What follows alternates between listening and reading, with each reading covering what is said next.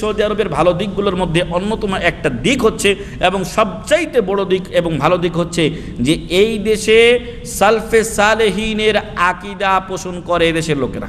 এদেশের লোকেরা সালফে সালেহিনের আকীদা পোষণ করে এবং সালফে সালেহিন রাসূল সাল্লাল্লাহু আলাইহি ওয়াসাল্লাম, সাহাবায়ে কেরাম, তাবেঈন, তাবেঈন থেকে চলে আসা আজ পর্যন্ত সঠিক পথের উপরে বিদ্যমান যে সমস্ত লোকের আকীদা এবং তাদের যে বিশ্বাস, তাদের যে নীতি ও রীতি, সেই আকীদা ও বিশ্বাসের খেদমত আঞ্জাম দিয়ে যাচ্ছে আল মামলাকা আল আরাবিয়া আস সৌদিয়া। এদেশের রাজা থেকে শুরু করে নিয়ে আপামর জনতা, একেবারে রান্নাঘরের যে সমস্ত বোনেরা রয়েছে তাদের পর্যন্ত তাদের আকীদাটা কি? তাওহীদপন্থী আকীদা। তাদের আকীদার মধ্যে কোনো শিরক নেই।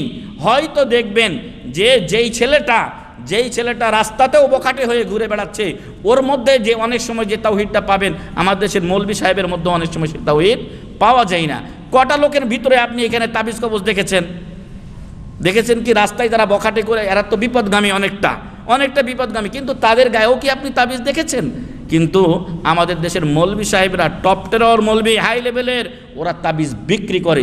তাহলে শিরক কোথায় পাওয়া হয়েছে? আমাদের দেশে মৌলভীদের মধ্যে শিরক আছে, কিন্তু এদের সাধারণ লোকদের মধ্যেও এ শিরক নেই।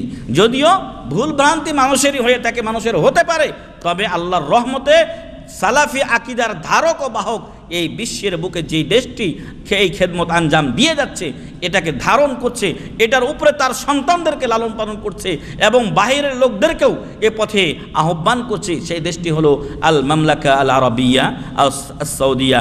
অতএব এই আকীদাকে প্রচার ও প্রসার করার জন্য তারা সর্বাত্মক চেষ্টা চালিয়ে যাচ্ছে, সংরক্ষণের জন্য চেষ্টা চালিয়ে যাচ্ছে। আর এই আকীদা নিয়েই যুগে যুগে নবী ও রাসূলগণ আগমন করেছিলেন, আগমন করেছিলেন। সূরা আরাফের আমি কয়েকটা আয়াত পড়েছি, সূরা আরাফ পড়ে দেখেন, এখানে অনেক নবীর কথা বলা হয়েছে।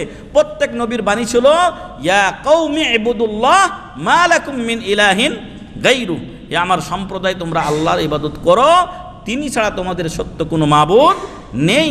যুগে যুগে নবী ও রাসূলগণ এই বাণীটা নিয়ে আগমন করেছেন এবং নবী ও রাসূলদের সাথে তাদের কওমের সবচাইতে বড় তর্ক যুদ্ধ হয়েছে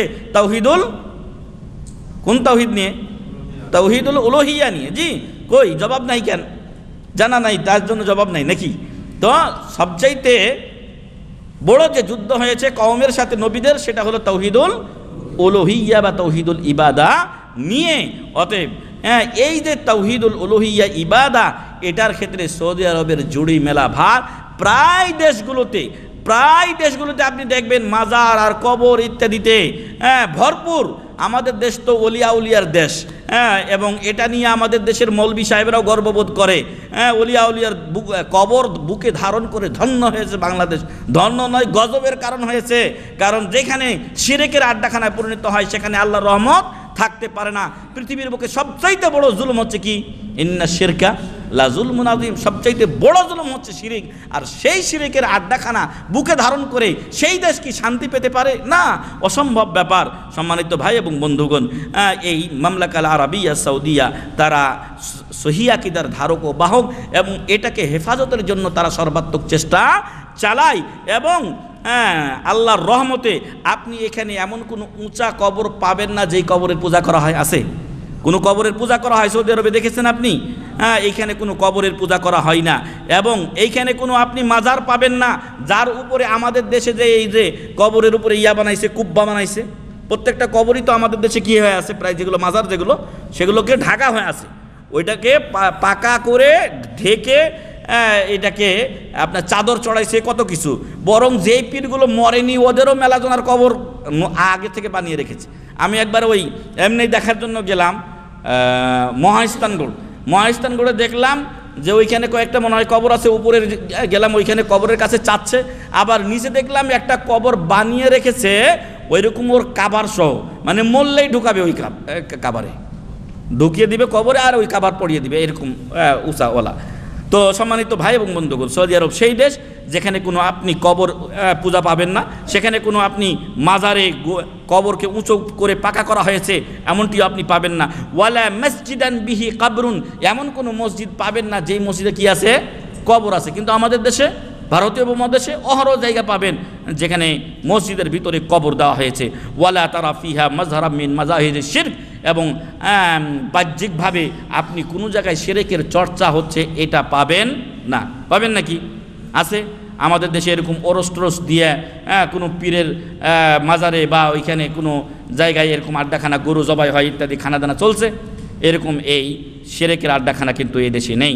বাল্লা ইয়াসিলু ইলাইহিম খাবারুন ইউজাদু কাবরুন ইউতারাদ্দাদু ইলাই, বরং যখন যদি এখানে কোনো এরকম খবর পৌঁছে হুকুমার লোকদের কাছে, যারা দায়িত্বশীল তাদের কাছে যদি এরকম কোনো খবর পৌঁছে যে কোনো জায়গায় কবর একটা আছে যেখানে মানুষ মাঝে মাঝে যায়, অথবা বিইরুন ইউতাবাররাকু বিহা, অথবা কোনো কূপ একটা পাওয়া গেছে যেখানে মানুষ বরকত হাসিল করছে, আও গায়রা যালিক ওয়া ইল্লা ওয়া ইউজাল, যদি শুনে সরকারি লোকেরা তাহলে কি করবে? সেটাকে ভেঙ্গে চুরমার করে দিবে। কয়েকদিন আগে শেখ মুজাফফর বিন মহসিন বলেছিলেন ওই যে তাইফে একটা বুড়ির গাছ বলতো বড়ই গাছ, এই বড়ই গাছ কাইটে সাফ করে লেছে, কারণ এইখানে মানুষ যাতায়াত করতো, বরকতময় মনে করত। সম্মানিত ভাইরা, হিমায়াতাল লিত-তাওহীদ, এটা কেন করেন তারা? তাওহীদকে সংরক্ষণ করার জন্য। ওয়া নাবযি শিরক, শিরককে প্রত্যাখ্যান করার জন্য।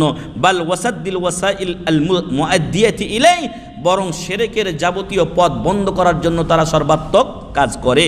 এই কিছুদিন আগে আপনারা যারা উমরায় যান, আগে নিয়ে যাওয়া হতো, এখনও হয়তো নিয়ে যায়, কেবলাতাইন মসজিদের সাথে 7টা মসজিদ ছিল, সাবা মাসাজিদ।